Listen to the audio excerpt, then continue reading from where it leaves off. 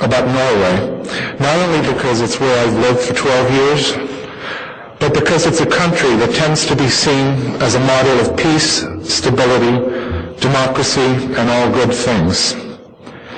In the annual United Nations rankings of the best places to live, it usually comes out number 1. It also gets top scores for press freedom. I love many things about Norway and the Norwegian people, but the history of the last decade or so tells a story that challenges Norway's international image quite drastically, not least in regard to freedom of expression and the response to Islamic pressure. And it's a story that needs to be told. I moved to Norway in 1999 from Amsterdam, where I had begun my informal education, you might say, about Islam in Europe. In Oslo, I found a situation similar to, if not quite as far along, as that in Amsterdam. In short, largely closed communities of essentially unintegrated Muslims who did not share the values of the society in which they lived, a virtual media silence about this state of affairs, an official policy that Muslims should not be encouraged to embrace so-called Western ideas and values, but rather to preserve their own, and an official pretense that the result of all of this was a wonderful multicultural mosaic that had no downside and that would enrich everyone. Over the years that followed, the silence and the lies began to crumble. The ever-worsening problems began to be discussed with increasing openness. The upstart so-called populist Progress Party, which dared to address these matters honestly, gained support. Researchers reported on how Norwegian Muslim families arranged forced marriages between their children and foreign cousins in order to enable the latter to immigrate to the West, a blatant violation of their children's human rights, as well as a blatant exploitation of Norway's family reunification policies. A few brave souls even began to speak up honestly about the ticklish aspects of Islamic theology. And the nation's multicultural elite was not happy with any of this. Briefly put, that elite fought back using harsh new legislation, using poisonous and demonizing rhetoric about their opponents, and using outright bullying attempts to intimidate and silence speech that questioned and challenged the ideology of multiculturalism, the failures of immigration policy, and the more problematic aspects of Islam. With your indulgence, I'll focus on 4 episodes that illustrate the situation. Episode number 1. On April 19th, 2005, with minimal publicity and with virtually no public discussion, the Norwegian Parliament passed the so-called discrimination law. It was proposed by the Conservative Party, which in Norway is not really all that conservative by American standards, and was supported by every party except the Progress Party. It forbids discrimination and harassment, quote, on the basis of ethnicity, national origin, tribal background, skin color, language, religion, or philosophy of life. And it defines harassment as, quote, actions, omissions, or utterances, yes, utterances, that have the effect or are intended to have the effect of being offensive, frightening, hostile, degrading, or humiliating. The law does away with the concept of innocent until proven guilty. If there are circumstances that give reason to believe that a violation of these provisions has taken place, reads the law, it will be assumed that a violation has taken place, unless the person responsible for the action, omission, or utterance can substantiate that such a violation has not taken place. In other words, the burden of proof is on the accused. You are guilty until proven innocent. What about punishment? Violating the discrimination law is punishable by fine, but if you violate it jointly with at least 2 other people, for example, if you're a writer who has conspired with your editor and publisher, You can be jailed for up to 3 years. In short, the law, which was supposedly designed to prevent harassment, is a formula for harassment of Norwegians who dare to voice uncomfortable truths. Are there discriminatory actions and utterances in Norway today? Yes.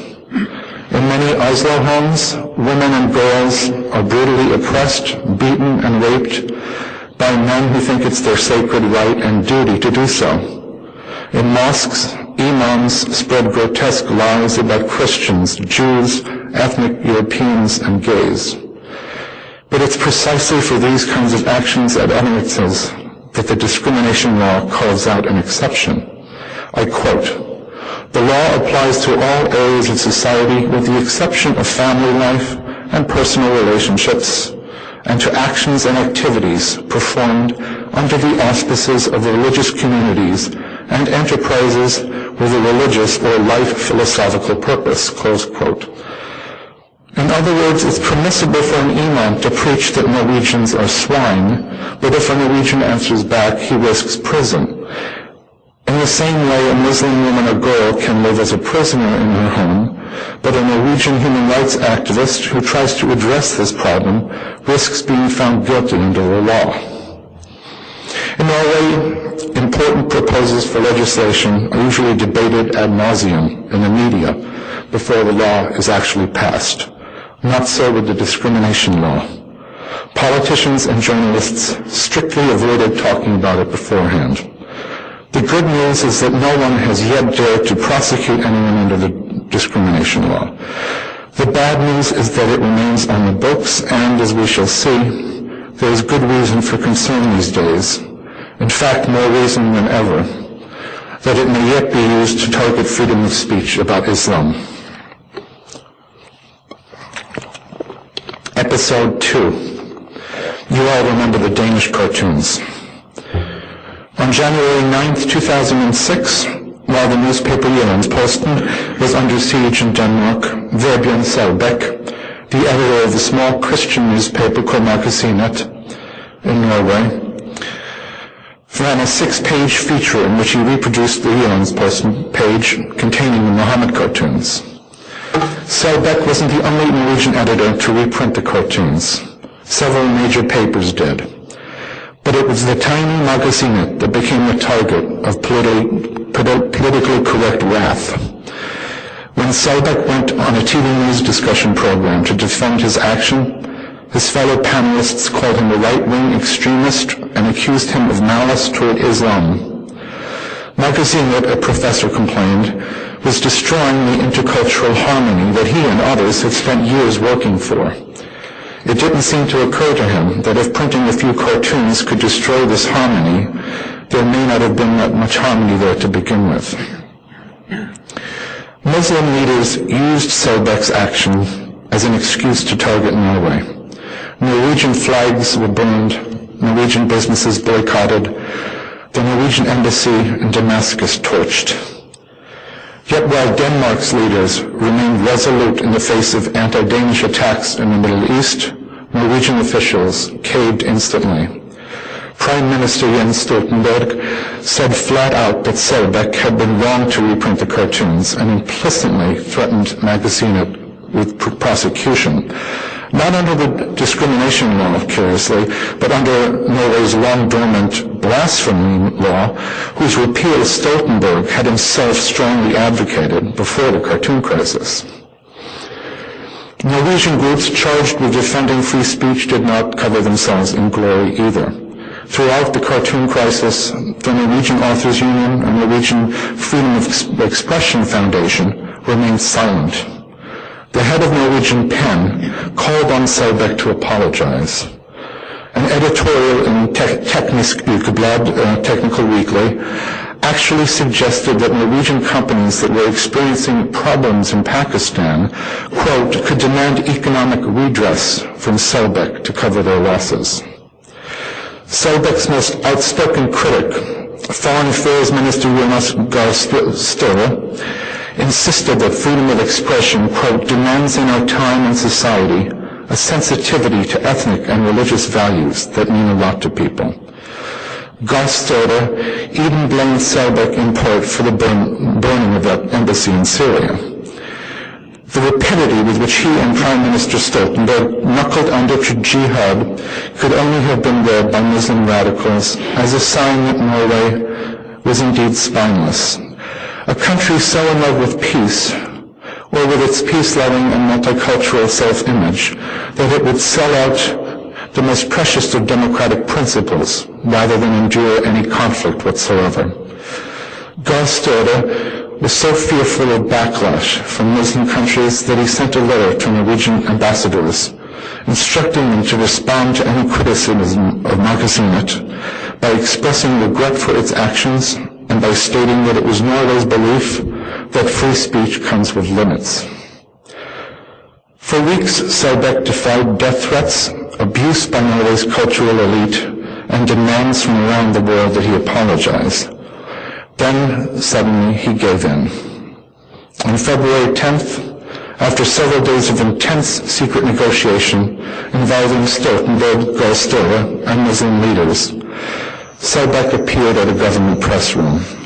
There, standing alongside several cabinet ministers and 14 imams, led by Mohammed, head of Norway's Islamic Council and brother of a Hamas member of the Lebanese parliament, Selbek read a statement in which he said, "I apologize deeply for the fact that you, as Muslims, have had your religious feelings hurt by what we have done."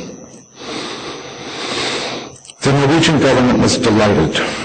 Barrister congratulated Selbek on his capitulation, which he characterized grotesquely as an act of responsibility that displayed integrity and courage. In fact, on that day, as Selbek himself later admitted, quote, "Norway went a long way toward allowing freedom of speech to become the Islamist hostage." As if Norway hadn't already been disgraced enough, an official delegation, led by the Dean of the Oslo Cathedral, then traveled to Qatar to meet with the influential Muslim theologian Yusuf al-Qaradawi, a defender of suicide bombers and the author of an essay entitled "Our War with the Jews is in the Name of Islam," and implored him to accept Selbek's apology. He did. In a 2006 statement reacting to Selbek's memoir of the Magasinet case, Barrister expressed the belief that he and Selbek could, quote, "agree on the necessity of safeguarding the basic principles on which our society is built, such as freedom of expression and human rights, including the right to practice one's religion freely and the right for one's faith not to be insulted," close quote. To assert that last-named right, of course, a right that is radically at odds with the spirit of the Enlightenment, is of course to utterly abrogate freedom of expression. Example, episode 3. On February 29, 2008, Dag Solstad, one of Norway's most respected novelists, gave a major speech which was heavily covered in the media, entitled "On Freedom of Speech." In Norway, speeches by writers are actually big news.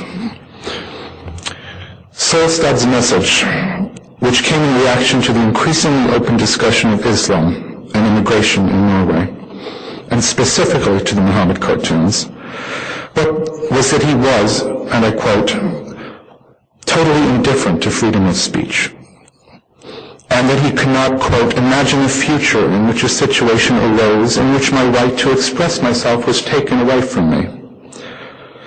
Throughout his speech, he referred sarcastically to, quote, "the holy idea of freedom of speech," which he described as a, quote, "moral weapon used by the world's richest countries to legitimize their invasion and oppression of poor countries and cultures."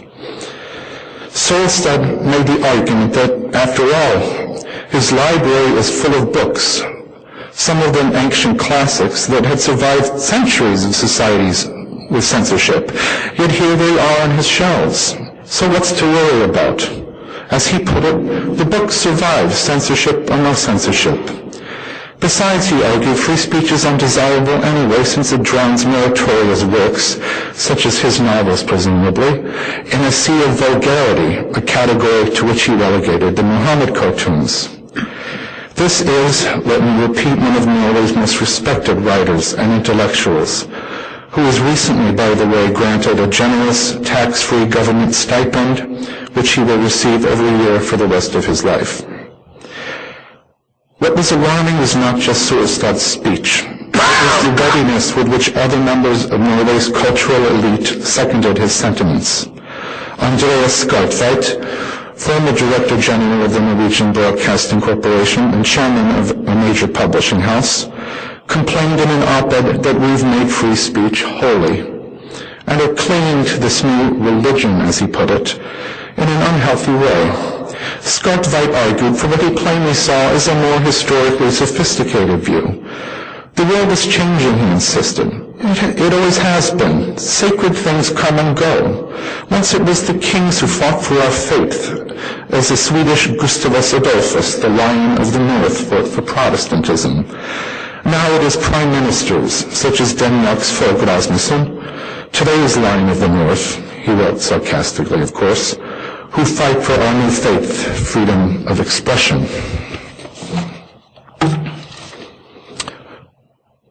Fourth and last and most disturbing example.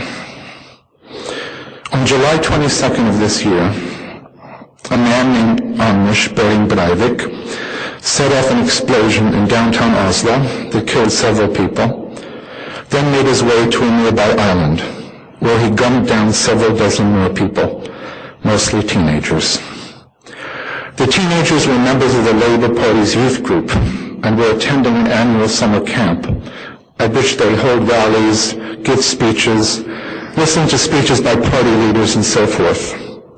Breivik targeted the island because he was opposed to the Islamization of Norway and held the Labour Party largely responsible for the multicultural ideology that had made this Islamization possible.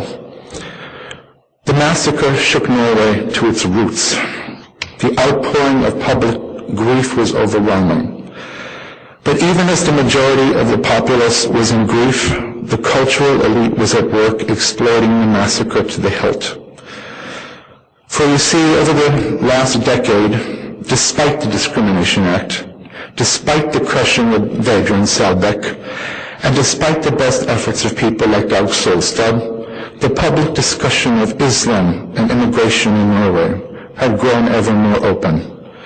A decade or so ago, the cultural elite exercised pretty firm control over public discussion of these matters. No more.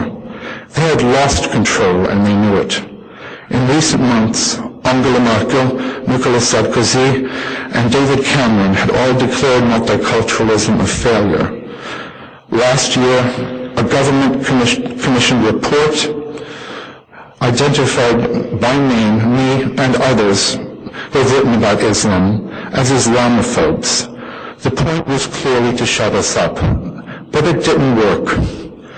Norway's cultural elite was in a jam. Then along came Breivik, and he handed them an opportunity that they were quick to exploit. For Breivik was a terrorist with a difference. He was not a Muslim, but an anti-Muslim. He hated multiculturalism. He despised the Labour Party. Within hours of his capture, the cultural elite's line began to take shape. The lesson of these murders, they said, was that criticism of Islam, immigration, and multiculturalism had gone too far. The Norwegian people owed it to their new Muslim countrymen to embrace them and their religion without qualification. In the days after July 22nd, top Norwegian politicians and the Crown Prince attended services in mosques and made a point of displaying their solidarity with the imams. That wasn't all. Norwegians were not just encouraged to embrace Islam, they were also encouraged to despise Islam's critics. In a rainstorm of op-eds and TV interviews, members of the cultural elite sent out the word that the writers and the Progress Party politicians who had criticized Islam and multiculturalism had shaped the thinking of the mass murderer. They were co-conspirators. They had blood on their hands. They owed it to the Norwegian people to recant and reform. This was a new orthodoxy, and every day in the weeks after the massacre, it was reinforced in yet another wave of op-eds by and interviews with leading members of the Norwegian political, intellectual, cultural, and media establishment. One of those op-eds was headlined, quote, "We can't ignore the ideological mudbath from which this murderer emerged." Another was entitled, quote, "To you who nourished the killer." On July 28th, the New York Times ran an op-ed entitled "A Blogosphere of Bigots" by two men who are very famous in Norway, novelist Jostein Gaarder and Professor Thomas Hylland Eriksen. The hatred and contempt from which Breivik drew his deranged determination, they wrote, were shared with many others throughout the international right-wing blogosphere, close quote. The first writer they named as an example of this execrable phenomenon was me. I was part of a new right in Europe, they said, that has, quote, swapped anti-Semitism for Islamophobia. Traditional racism may actually be waning in several European countries, but hostility toward Islam and animosity toward Muslim immigrants and their children is on the rise. I might mention that Jostein Gaarder, co-author of this op-ed, is the same man who wrote a breathtakingly anti-Semitic op-ed several years ago that Norwegian Jewish author Mona Levin described as, quote, "the ugliest thing I have read since Mein Kampf." These were the kind of people who were rushing to attack critics of Islam. Then there was Lars Gule, former head of Norway's Humanist Society. "We need to do something about Breivik's heroes," he wrote ominously. Quote, "It is obvious that certain groups, persons, and communities have contributed to Breivik's warped view of reality, and these people need to take a good look at themselves. If not, others must help them." Who is Gule? In 1977, in his early 20s, he joined the Democratic Front for the Liberation of Palestine, a terrorist group responsible for the 1974 Melat massacre, in which over 100 Israeli children were taken hostage and 22 of them killed. Gule was delegated to set off a bomb in Israel on the 10th anniversary of the Six-Day War, but was stopped at the Beirut airport and imprisoned. Since his release, he has enjoyed a very glittering career at the very top levels of the Norwegian cultural elite. It did not take long for Norway's cultural elite to rally around a new label for their enemies. We were the, quote, Eurabia writers, the Eurabia propagandists. One of the first to employ this label was Sindre Bangstad, a social anthropologist at the University of Oslo, who went after the Progress Party's former head, Carl I. Hagen. I quote, "We don't know when Carl I. Hagen began to read the type of Eurabia literature that Anders Behring Breivik has also read, but it is well documented that he and several of his fellow party members have read precisely that type of literature," close quote. It was now apparently an offense in Norway simply to have read certain books that the country's new public enemy number one had also read. By the same logic, in fact, by far better logic, one would expect that after 9/11, Madrid, London, Beslan, Bali, Mumbai, and so forth, it would be forbidden to read the Quran. Perhaps the definitive post-July 22nd article came on August 22nd in the form of an Aftenposten op-ed co-authored by four people: Sindre Bangstad, Thomas Hylland Eriksen, a philosophy professor named Arne Johan Vetlesen, and a young woman named Bushra Ishak, who is a board member of the Anti-Racist Center and the former head of the Muslim Student Association. The op-ed, entitled "Hateful Utterances," was an outright demand for tighter limits on free speech in the wake of July 22nd. Certain hateful utterances, the four co-authors insisted, are legally and morally unacceptable.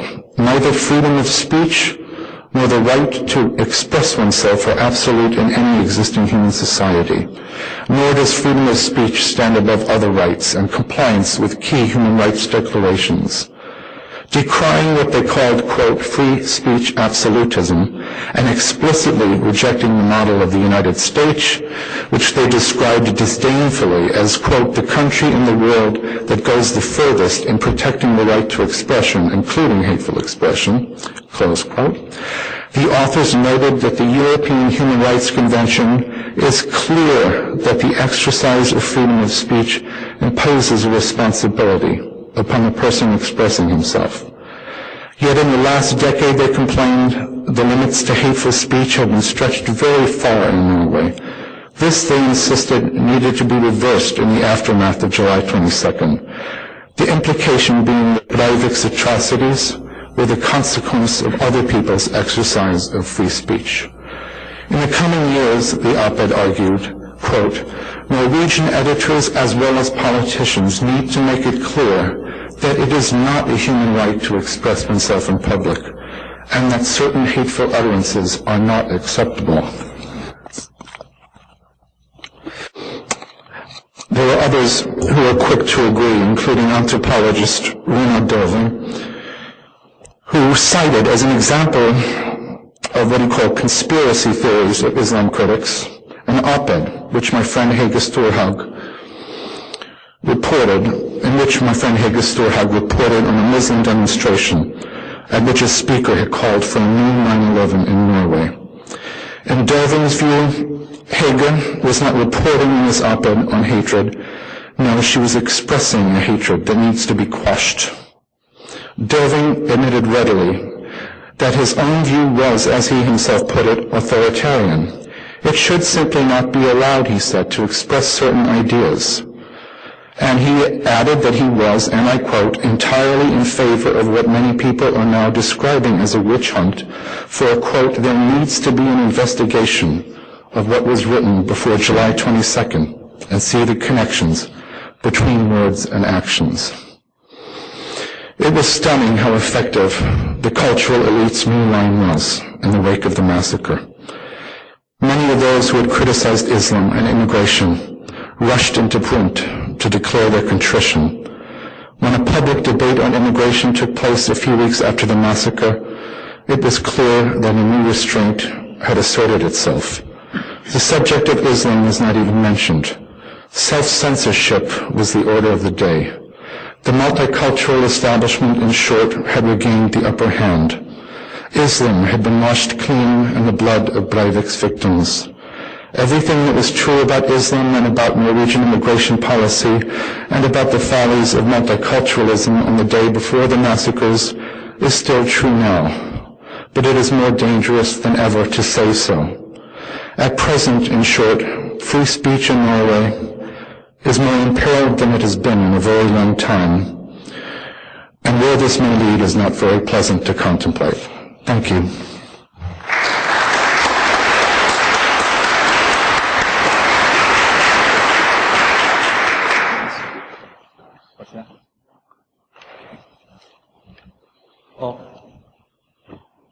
We'll hear from Paul Diamond.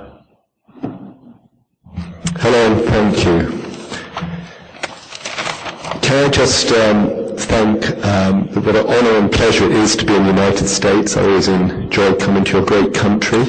I want to thank the Federalist Society, Paul Marshall and Nina Shea for the honour of being here.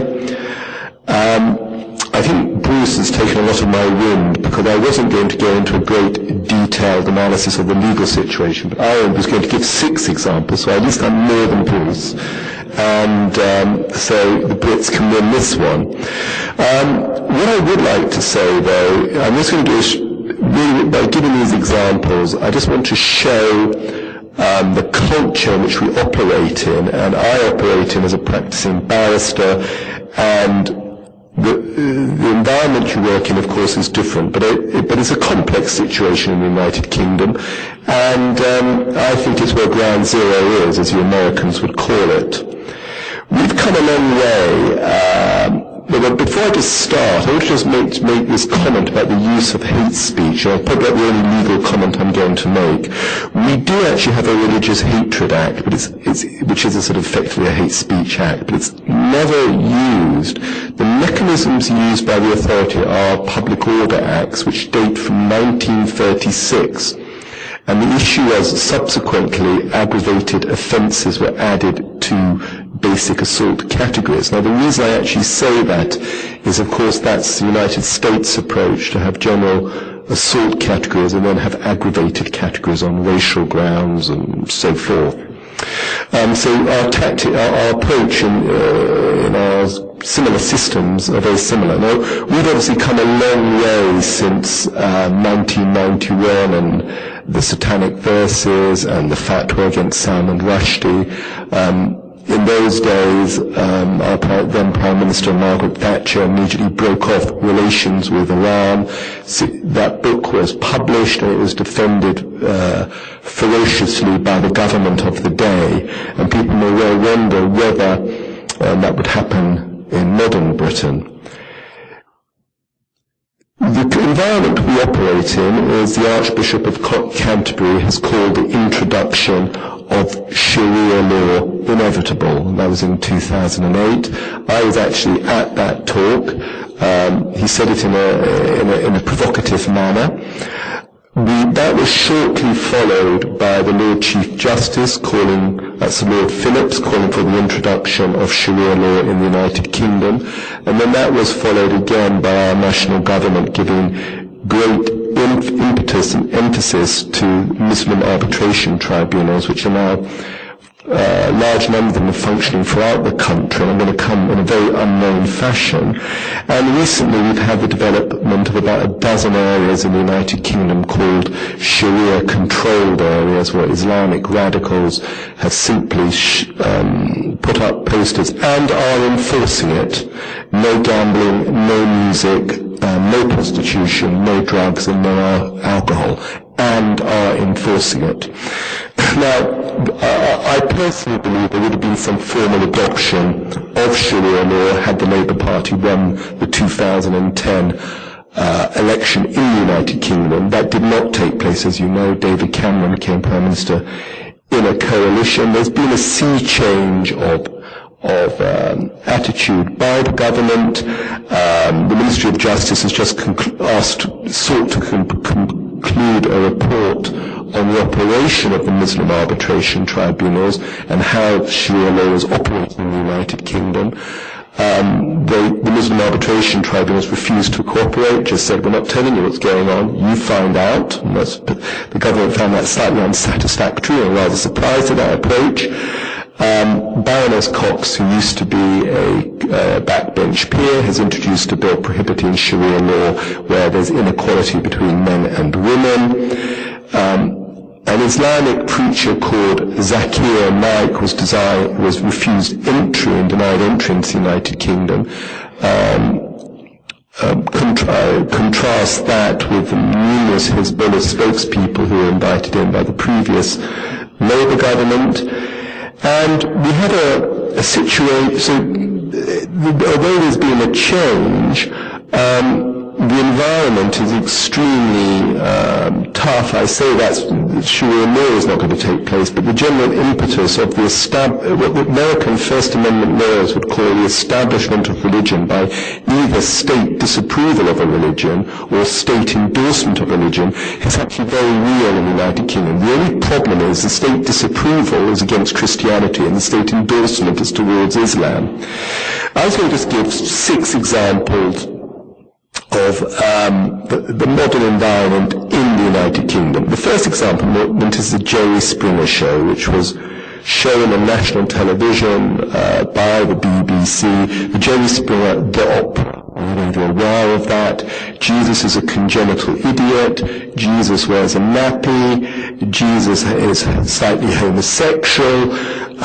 It caused an uproar when it was shown in Britain, and I think it's important to note I have differing views on the secularisation of Europe, but it caused an uproar when it was shown in Britain. 55,000 complaints were made to the BBC, the largest number of complaints they've ever received.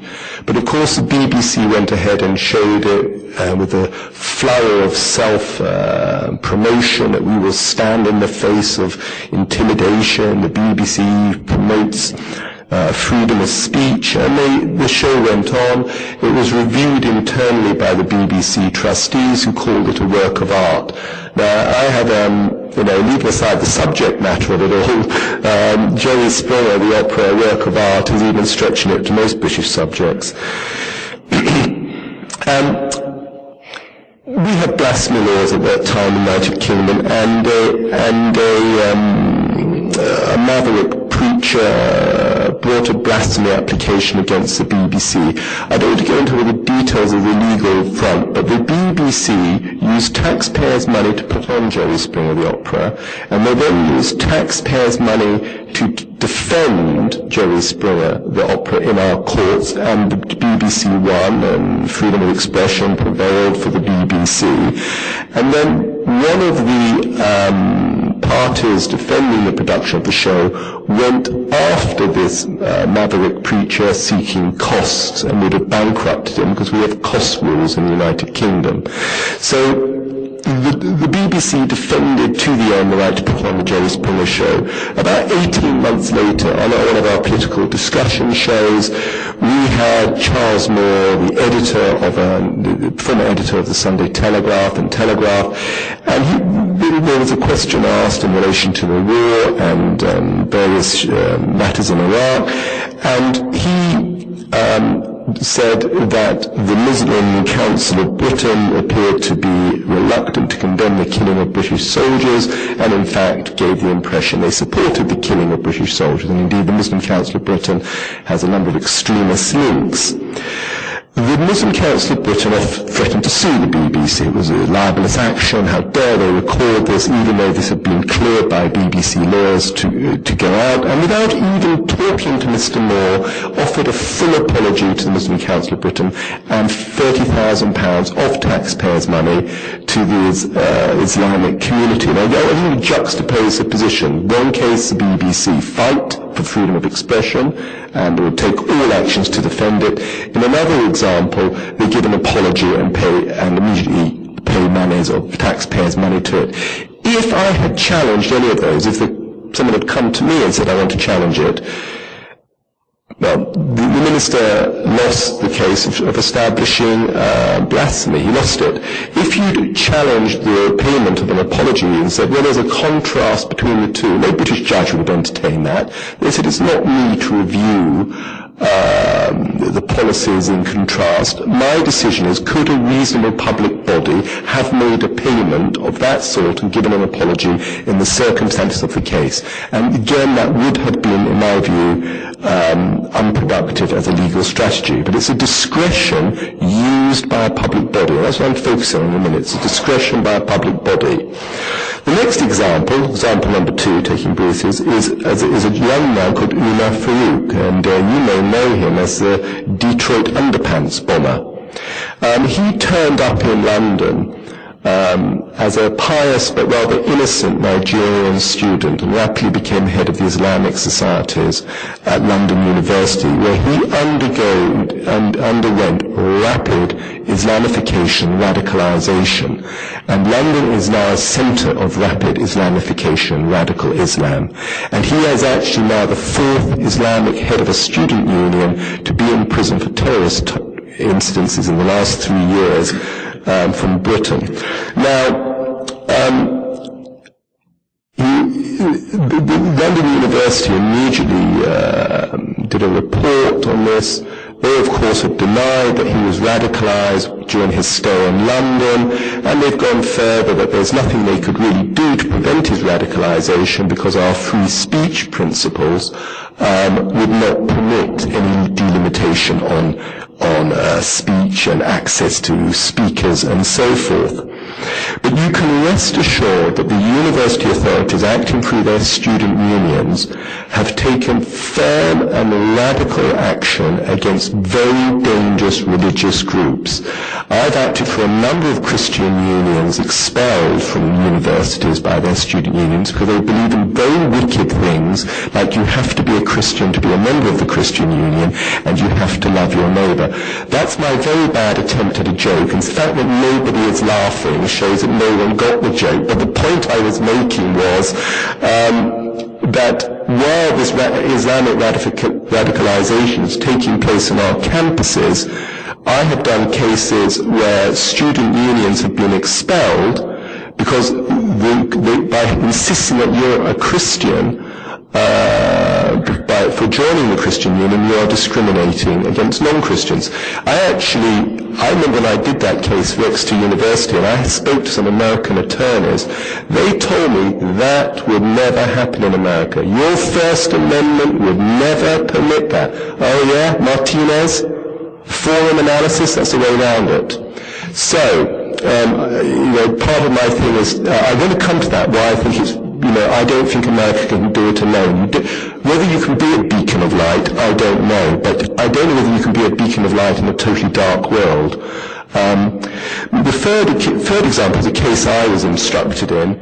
I was instructed in a case where a church was closed for singing hymns on a Sunday morning at 10:30 a.m. Yeah, you got it. The noise abatement notice was served on this church, which is what we call a noise pollution notice, normally used for some factory producing something at 3 a.m. in the morning near a residential area, was used against a church for singing hymns on a Sunday morning at 10:30 a.m. When the notice was served on the church, the local authority officer said, this is a Muslim borough. And of course, by implication, singing of hymns offended Muslims, even though the church had been there 150 years. Now, just two very brief points. The first thing is the local authority didn't deny they said that. Of course, the church told me they said that. And when it first was in court, the Muslim there were two Muslims on a Muslim majority judge, and they upheld the decision, and it was reversed on appeal when it went out of district. But one of the things that really played into the psychology of the church is, I quite often say when I have a client, if you're going to take on the radical Islamists, you've got to get publicity. In fact, the more publicity you get, the safer you are. And people are very, very fearful. And I had a lot of experience in this. I can go into it. They're very fearful. But this church lost their nerve. And they didn't want the publicity because they were scared of adverse attacks, and the minister was scared. And I believe that's why they lost it at first instance, was a Muslim majority court. And I believe that's why certain issues were not raised, and in fact they were more endangered because they'd actually fought the case and were unknown. Example number 4, you've probably heard of this one, Ben and Sharon Vogelzak, bed and breakfast owners, B&B up in Liverpool, bed and breakfast up in Liverpool, had a private conversation with a Muslim lady in their church, in which they described Mohammed as a warlord. That was the phrase they used. The evidence was generally thrown out by the woman. She was deemed to be exaggerated, and she said the conversation took an hour, but it was accepted it took 7 minutes. And in fact, a Muslim doctor who overheard the conversation gave evidence on behalf of the owners. They were acquitted. I just want to focus on that. They were acquitted. But they were harangued in the press, and they lost their livelihood because they had 80% of their clients were from the state, and the state cut off using the bed and breakfast as a resource, and they have been in very serious economic, financial difficulty since then. I'm going to come back to some points I'm making. Example number 5, was two street preachers in Birmingham, Arthur Cunningham and Joseph Abraham, who went into a Muslim area to seek Muslim converts for Christ. They were approached by a police officer, and the police officer said, "This is a Muslim area. It would be very dangerous." The police officer was himself Muslim, and he told the individuals to leave. There was a conversation about the Bible. He would not permit any criticism of the Quran, but wanted to attack the Bible, warned that the pastors would be beaten up, and they were removed from the area, although the police later backed down. I want to just do a couple of points on this. First point is it was technically the street preachers won. I'm going to come back to that in a minute. Secondly, the police officer was Muslim, as the judges were in my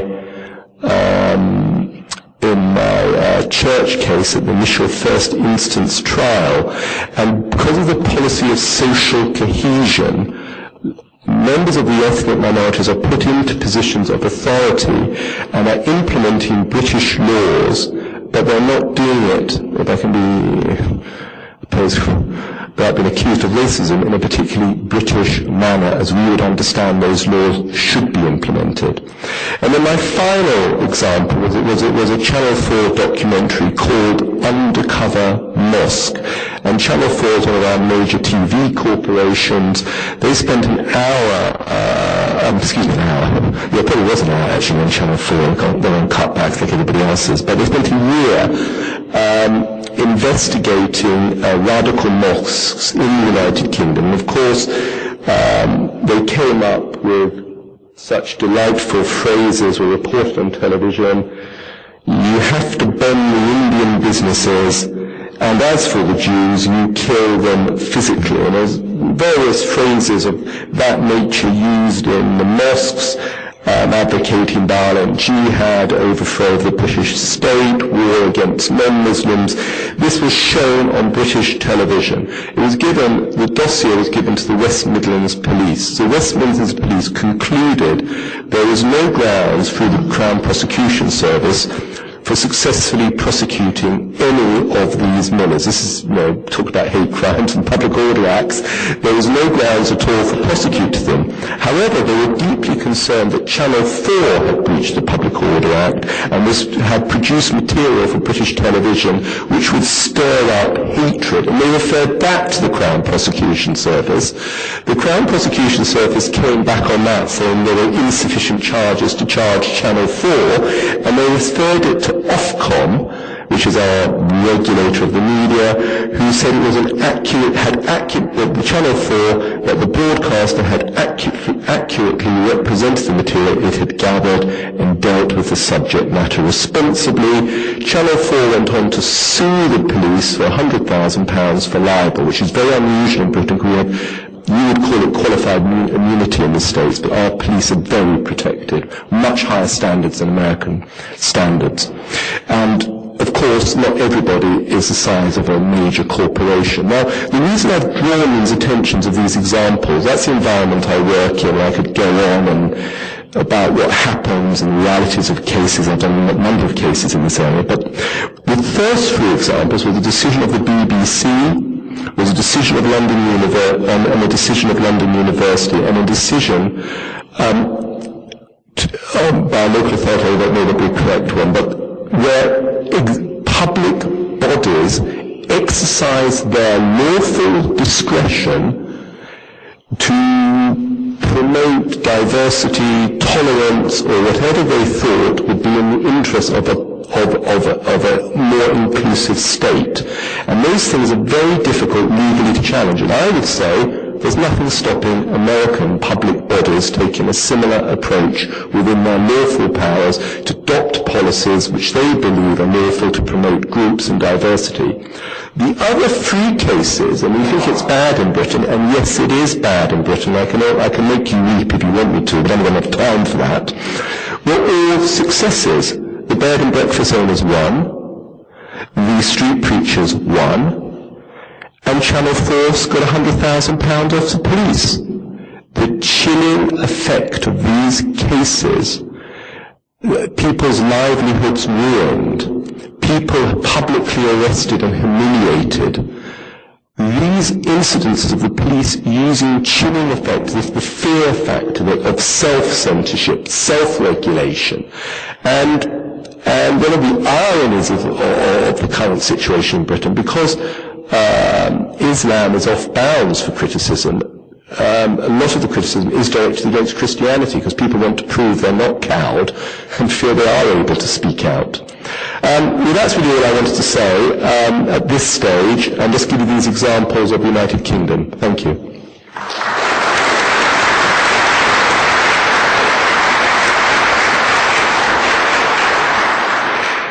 Dr. Mark Bawer.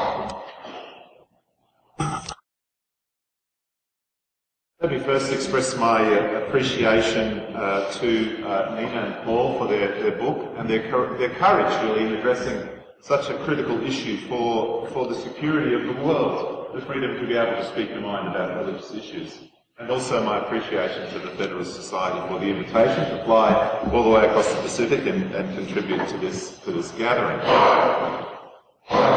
In June 2009, President Obama, in his Cairo speech, reached out to the Muslim world and stated that he considered it part of his responsibility, I quote, as President of the United States to fight against negative stereotypes of Islam, wherever they may appear. And I emphasise the word Islam and not Muslims. I'll come back to that towards the end of what I have to say. His speech was greeted, and this comment was greeted with great applause. And as we've been hearing, it's not a secret that Muslims are deeply concerned about criticism of the Islamic faith. And I'd like to, first of all, reflect why theologically this is an issue in Islam, why Muslims are particularly concerned about it.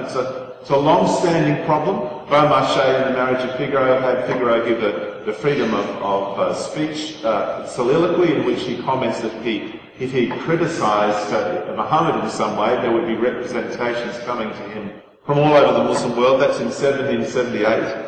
But you can look back to the medieval Sharia textbooks, which describe, often in excruciating detail, many different ways in which someone might commit blasphemy. For example, the Shafi'i manual, The Reliance of the Traveller, explains that someone can be deemed an apostate for passing a sarcastic comment. For example, if someone says, "trim your nails," it's recommended in Islam, and the person replies, "I wouldn't do it even if it were," that would be apostasy. And it lists 20 different acts that entail leaving Islam. For example, if someone says there's no power or strength save through Allah, and then you respond, "well, that won't save you from hunger," then that is apostasy. You've thereby left Islam. Or if you imply that Allah's messenger or prophets are liars or deny their being sent, that would be apostasy. Or to say that things happen by their own nature and have cause and effect apart from the will of Allah, that too is apostasy. It's a great long list of the many different ways in which a Muslim can be deemed to have left Islam. And the list ends with the pious comment, "There are others, for the subject is nearly limitless. May Allah Most High save us and all Muslims from it." Sometimes blasphemy accusations can manifest remarkable creativity in extending these limitless scenarios, as a report from January in the Toronto Star showed. A Shiite Muslim doctor last month, when confronted in his Hyderabad office by a pharmaceutical salesman, told the supplier that he wasn't interested in buying anything. And the salesman persisted, according to the local reports. The doctor tossed the salesman's business card in a trash bin. But because the name of the salesman was Mohammed, the card having the name of Mohammed was thrown into the bin. So the salesman complained to the religious leaders that this was an act of blasphemy. The doctor was dragged out of his office, beaten up by the mob, and arrested by the police and charged with blasphemy. So these are one of part of the limitless scenarios in which someone can be considered to have apostatized from Islam. Now, there's a distinction in Islam between blasphemy committed by a Muslim or someone considered to have left Islam and blasphemy by a non-Muslim. In traditional Islamic jurisprudence, transgressions performed by Muslims are regarded as evidence of apostasy. That's the plight that the Baha'is and the Ahmadis are charged with. Now, not only does Islam prescribe the death penalty for apostasy, according to the schools of jurisprudence, but also according to Sharia law, and this is a crucial point, an apostate's life can freely be taken by any Muslim or non-Muslim without fear of criminal conviction or the need to expiate for the killing. So, for example, according to the reliance of the traveller, killing an apostate without lawful authority at worst attracts a minor disciplinary action for arrogating the caliph's prerogative and encroaching upon his rights. This blanket license to kill renders critics of Islam exceedingly vulnerable in Sharia-compliant societies, whether or not there is a law against apostasy on the statute books.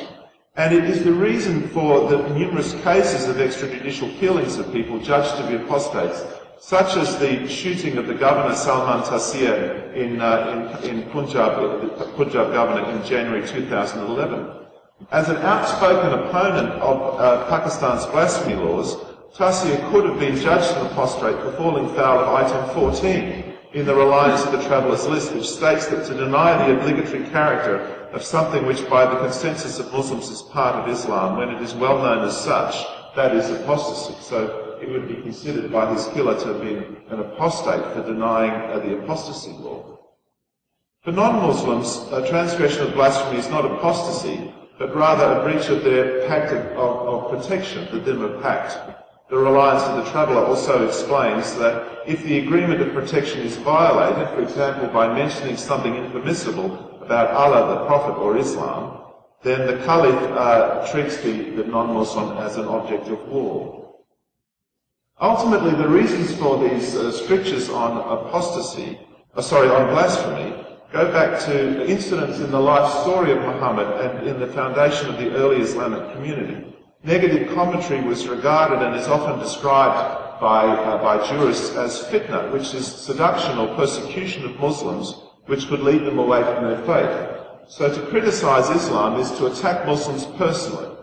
As the life story of Muhammad forms a kind of theological bedrock of Islam, this theological principle gets promulgated throughout many of the schools of Islamic law. Now, I'd like to make a contrast between the Western tradition of blasphemy law. These blasphemy laws were introduced in the Code of Justinian on the basis that if people displeased or transgressed the rule of God, the nation might come under a natural disaster. For example, the Code of Justinian says, famine and earthquakes and pestilences are caused by such sins. But we've ordered the glorious prefect of this imperial city to arrest those who, after this our warning, persist in such unnatural impious acts and inflict the punishment of death upon them, lest by disregarding such sinners the city and the republic may be injured by reason of their impious acts. So the source of Western blasphemy laws originally was a desire to protect the state from the wrath of God. And as Western people began to disbelieve the wrath of God, so the blasphemy laws fell into disuse. However, the basis for blasphemy laws in Islam are completely different. The idea is rather that of the fear of fitna, that is, of circumstances that would lead Muslims to lose confidence in Islam. To address that possibility, legal authorities cite verses in the Quran, such as fitna is worse than slaughter, or fight them until there's no more fitna. In other words, the harsh penalties, up to and including death, are justified to suppress inducements for Muslims to be led away from Islam. Now, this connection between blasphemy law and fitna is made in the body set up by the Organisation of the Islamic Conference, the International Fiqh Academy, which issued an important fatwa on freedom of expression in 2009. It recommends to the Islamic governments of the world to make use, I quote, of available means to prevent freedom of expression from being used to insult Islamic fundamentals and sanctities, or to sow fitna amongst Muslims, that is, to create the circumstances and conditions in which Muslims would be less than confident about their faith. Now, blasphemy laws have more or less subsided in the West, although there have been some recent attempts to revive them. But a new kind of anti-blasphemy legislation has been developed, and often under the guise of anti-incitement laws, and I'd like to speak about an example of that in Australia. In 2001, the state of Victoria passed the Racial and Religious Tolerance Act. It was modelled on anti-racism legislation from the 1970s. And the stated purpose of the 2001 Act was to promote harmony in an increasingly diverse society. The people of Victoria, have said, come from diverse ethnic and indigenous backgrounds and observe many different religious beliefs and practices. So the act was called a Racial Religions Tolerance Act, because its purpose was to encourage harmony. It was often associated with the term vilification, which is a somewhat confusing term because in everyday English, vilification implies some kind of defamation. And we've heard the term defamation of religion being used in terms of these Islamic strictures on freedom of speech. In fact, the actual paragraphs of the Act don't use the concept of vilification, which implies defamation, which suggests untruthfulness, but they rather rely on the concept of incitement taken over from anti-racism legislation. For example, the Act says, a person must not, on the grounds of religious belief or activity of another person or class of persons, engage in conduct that incites hatred against, serious contempt for, or revulsion or serious ridicule of that other person or class of persons. Now, anti-incitement laws, in essence, are designed to prevent or discourage the formation of negative stereotypes. This is quite a helpful thing in combating racism. And the critical issue with these laws is not whether the stereotyping is truth-based or not, but whether it causes a negative impact on the group's capacity to contribute and function normally within society. So one of the effects of anti-incitement laws is that they can censure truthful speech if that speech has a negative impact on the capacity of a group or class of people to participate freely in society. This causes lots of difficulties. For example, if you gave an accurate description of the facts of the Holocaust, that could quite reasonably incite revulsion, contempt and ridicule of the Nazis. That would be incitement. And it could be illegal to do that. And one of the reasons, then one of the effects of that possibility that incitement could be truth-based, a bit like saying the French eat snails or something like that, is that one of the consequences of that is that anti-incitement laws generally have exceptions built into them, whereby you can, for the academic or artistic purposes or public commentary or public debate, you can incite, that is, say things that might cause people to have developed negative views, as long as you do it reasonably and in good faith for one of those purposes. Let me give an example of how this applied in Victoria, the Race and Religious Tolerance Act. It was passed in 2001 and it was applied almost immediately. In the aftermath of 9/11, a Christian revivalist group in Melbourne ran a seminar explaining jihad to their largely Christian audience. The speaker at that seminar was a Pakistani Nigerian Christian pastor who had actually been accused of blasphemy in Pakistan and managed to escape to Australia. And unknown to the organisers of that meeting, the Islamic Council of Victoria got wind of the event and sent in 3 converts to Islam to attend. They took notes and lodged a complaint with the Victorian Equal Opportunity Commission, and that complaint made its way to the Civil and Administrative Tribunal. Already before the case had come before the judge, some very important lines had been drawn in the sand. In the documents that the parties exchanged, the Christians asserted that they were criticising Islam and not Muslims, and they insisted on the right to make that distinction. The Muslims, for their part, insisted that it was impossible to make the distinction, for to criticise Islam was a personal issue for them, or as their barrister said later, if one vilifies Islam, one is by necessary consequence vilifying people who hold that religious belief. And this turned out to be one of the key issues in the case. Another problem or issue in the case is that many of the statements that were being complained about were accurate and true. For example, it was complained that Pastor Scott intimated that Muslims are killed by other Muslims if they leave the Islamic faith. And that does happen in some places in the world today. And it was complained that he said that Christians are persecuted in Islamic countries. That too was incitement against Muslims. And some of the other points that were incitement were accurate reports of what was contained in the Quran. For example, teaching that the Quran says that taking part in jihad in the heat of the desert is preferable to the heat of hell. Well, that is actually in the Quran, but it was incitement of ill feelings towards Muslims. The barristers for the Islamic Council emphasise, as for example Bryn Wojnarski said, the mere fact that a statement may be true or an objectively justifiable expression of opinion does not prevent that statement from being seen as inciting hatred, contempt, ridicule or revulsion. Or as senior counsel Debbie Mortimer said, truth is not a defence. It's irrelevant to contravention of the Act. They'd originally scheduled this case to take a few days in the tribunal. In fact, it took many months. And the case under appeal went on for years. And there was quite a drama played out in the case. The Salafists turned up and they would just refuse to stand for the judge as he came in. They were very interested. He didn't compel them to stand or ask them to leave the court. I don't think he had other things on his mind, you could say. And also the imams of Melbourne also made a submission to the judge offering to advise him at the last stages on what was the correct Islamic ruling for him to take. So lots of interesting things happened. In the end, Judge Higgins upheld the complaint. He found that the two pastors had incited hatred, contempt and ridicule for Muslims. He relied on findings about Islamic theology, and he appeared to uphold the claim that the violent verses in the Quran have no applicability past the 8th century, and that it was wrong and incitement of Muslims to use these verses to characterise Islam or the behaviour of Muslims in any way. The pastors were ordered to cease from repeating their offending conduct anywhere in Australia. They were no longer allowed to express their views about Islam in public.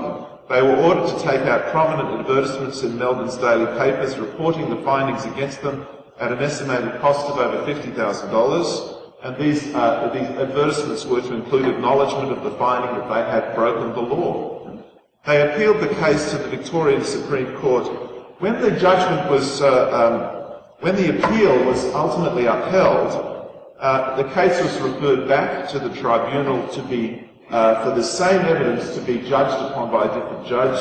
As it happened, the two parties' energies were expended and they gave up. But the first judge's rulings, Judge Higgins' rulings, were criticised. He was found to have made more than a dozen errors of fact, imputing many statements to one of the pastors that he didn't actually make. But a key finding of the Supreme Court was that the judge, and this is my key point, relates back to President Obama's comment in Cairo, the judge had not adequately distinguished between the hatred of ideas and the hatred of people who hold those ideas, and the possibility of inciting one without inciting the other. Justice Nettle said in his judgment, I quote, "I do not overlook that Muslims are defined by their religious beliefs as persons who profess Islam, and therefore that to incite hatred and other relevant emotion towards the religious beliefs of a Muslim may result in hatred or other relevant emotion towards the Muslim. But it is surely not to be assumed that it must do so. There are any number of persons who may despise each other's faiths and yet bear each other no ill will. I dare say, for example, that there would be a large number of people who would despise Pastor Scott's, that was one of the respondents, Pastor Scott's perception of Christianity, and yet not dream of hating him or being inclined to any of the other stipulated emotions. No doubt the purpose of the Act is to promote religious tolerance, but the Act cannot and does not purport to mandate religious tolerance. It is essential to keep the distinction between the hatred of beliefs and the hatred of their adherents steadily in view. So in this respect, the Supreme Court of Victoria rejected a key contention that had been part of the Muslims' case from the outset, that you cannot make a distinction between Islam and Muslims. Well, this is a very long and expensive process. The pastors' legal fees amounted up to the hundreds of thousands of dollars, while the Muslims were supported pro bono by one of Melbourne's leading firms. Tens of thousands signed petitions opposing the Act, and a spokesperson for the American Embassy in Canberra said that it was flooded with letters from concerned Americans. It was influential beyond Australia. Perhaps it also helped galvanise opposition to the UK's Racial and Religious Hatred Act in 2006, resulting in an amendment being imposed on the government by the House of Lords. It ended up being accepted in the Commons by just one vote. I'd like to make a few comments in concluding about the bigger picture issues here. To use the phrase of Justice Nettle, the idea of mandating tolerance for Islam, this is a value that's widely held by many Muslims. For example, Abu Ala al-Maududi His widely referenced framework for human rights in Islam, Clause 9, speaks of the rights of citizens in Islamic State, which is the protection of religious sentiments. He said, along with the freedom of conviction and freedom of conscience, Islam guarantees the individual that his religious sentiments will be given due respect, and that nothing will be said or done which may encroach upon his right. He's saying basically that Muslims have a right for their beliefs to be respected. It's a human right of Muslims that others must respect their beliefs, not them as persons, but what they believe. Islamization is a process of conforming a society's values to the requirements of the Sharia. And one of the things that was at stake really in the Melbourne case was whether Victorian or Australian society would accept the principle that Islamic belief must be respected, that is mandating a tolerance of belief, not just of people. And Islamization can be both an intentional process. For example, the OIC is seeking to institute procedures whereby criticism of Islam will be made illegal across the whole world. It's a top-down process. And perhaps President Obama has offered assistance in this process by making that statement in Cairo in terms of Islamist demand, that is creating an Islamized sense of history. Well, the attempt to silence these two Australian pastors is hardly unique or exceptional. What is really excellent is that the Supreme Court of Victoria came out in favour of the principle that you can make a distinction between a person and their beliefs, that it was the heart of tolerance to allow someone to be very critical about belief without implying that they were thereby attacking a person. But others have suffered more intensely for their criticism of Islam. One can think about the murders of Pierre van Gogh or Salman Rushdie, who opposed the apostasy law in Pakistan. And there are many other silencing efforts within the law of secular nations, such as the United Kingdom's refusal to grant Geert Wilders a visa to the UK after pressure was exerted by Lord Ahmed. He threatened, I think, riots and demonstration in the streets if this was not implemented. And it's a very fascinating turn of events that it's a secular state rather than Muslims or their organisations which have been active in prosecuting people for speaking critically of Islam's laws. Many recent cases, for example, as Nina referred to, Elizabeth Savage-Wolfe has been convicted, had a criminal conviction for the denigration of religious beliefs, as an example. Well, in Australia there has been, at least in the courts, a rejection of two principles which the local Muslim community in Melbourne had demanded be accepted. One is that Muslims have a right for their beliefs to be not just tolerated but given due respect, as Maududi put it, or to have mandated tolerance, as Justice Nettle put it. The other is a rejection of the idea that it's not possible to distinguish Islam from Muslims, so that any challenge to Islamic doctrines is personal and an attack on any and every Muslim.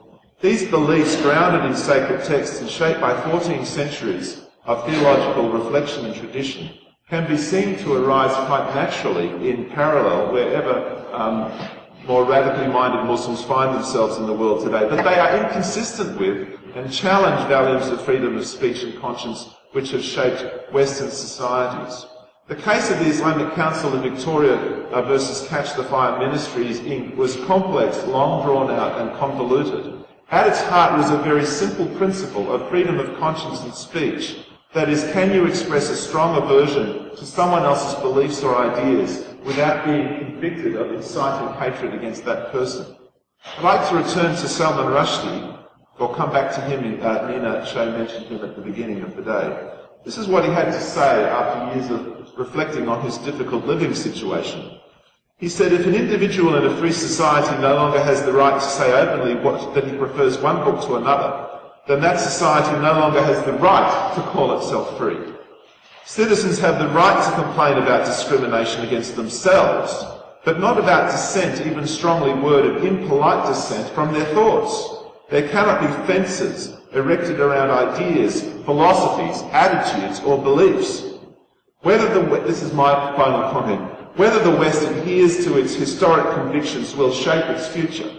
At the present time, great alertness is required to the complex pressures being brought both from the ground up but also from the top down for societal transformation by the growing influence of radical Islam. It remains to be seen whether nations, their legislators and judiciaries will have the discernment and the wisdom to make good choices in the face of these pressures, and instead of sleepwalking into Sharia, whether they will deserve and indeed fight for the right to call themselves free.